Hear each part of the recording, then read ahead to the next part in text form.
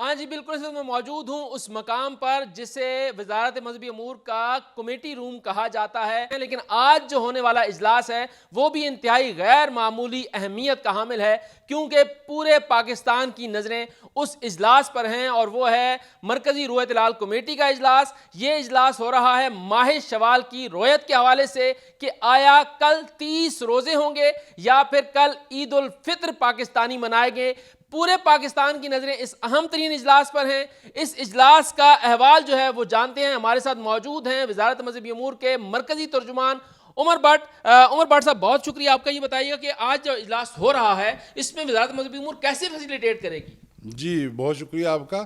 وزارت مذہبی امور کا مرکزی اجلاس رویت ہلال کمیٹی کا انشاءاللہ اسلام آباد میں ہونے جا رہا ہے آج، اور زونل رویت ہلال کمیٹیاں ہیں ہماری تمام بڑے شہروں میں، صوبائی دارالخلافوں میں اور اسلام آباد میں بھی۔ آج یہاں پہ مرکزی کمیٹی بھی بیٹھے گی، تو انشاءاللہ انتظامات سارے ہمارے مکمل ہیں۔ اور آپ کو یہ بھی بتاتے چلیں کہ چیئرمین جو رویت ہلال کمیٹی ہے ان کی زیر صدارت یہاں پر جو ہمارے علماء کرام ہیں وہ بھی شامل ہیں، اور ادارے بھی مختلف شامل ہیں، یعنی سائنس اینڈ ٹیکنالوجی ہے، اسپارکو ہے، محکمہ موسمیات کے لوگ بھی یہاں پہ ماہرین موجود ہیں، ان کی بھی ان کو رہنمائی اور معاونت رہے گی۔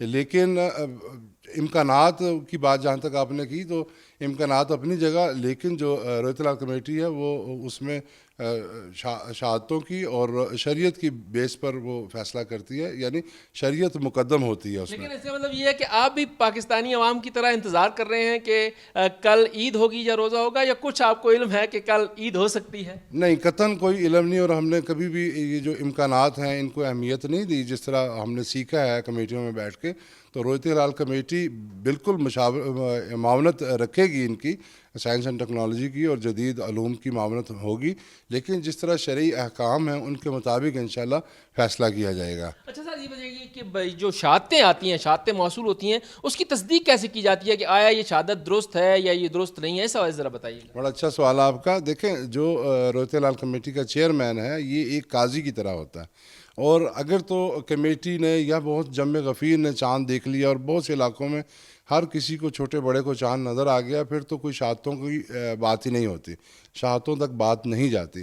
اگر عموماً چاند نہیں دیکھا گیا اور آپ کو دور دراز علاقوں سے پھر ٹیلی فون کے ذریعے یا آپ کی زونل رویت ہلال کمیٹیوں کے پاس لوگ پہنچتے ہیں کہ ہم نے چاند دیکھا ہے، تو اس کو پھر جو مین جو چیئرمین ہیں یہ پھر ان پر جرا کرتے ہیں، ان سے سوالات کرتے ہیں۔ مثال کے طور پر ایک ہی علاقے میں اگر 2-3 لوگ یا تھوڑی سی تعداد ہے انہوں نے چاند دیکھا ہے، تو ان کی سب کی شہادتوں کو اکٹھا کر کے انالائز کیا جاتا ہے، کراس میچنگ کی جاتی ہے، اور جہاں پر بھی ڈاؤٹ ہو تو اس کو پھر رد کیا جاتا ہے، کیونکہ پوری قوم کا ان کے ایک روزے کا فرض کا مسئلہ ہے۔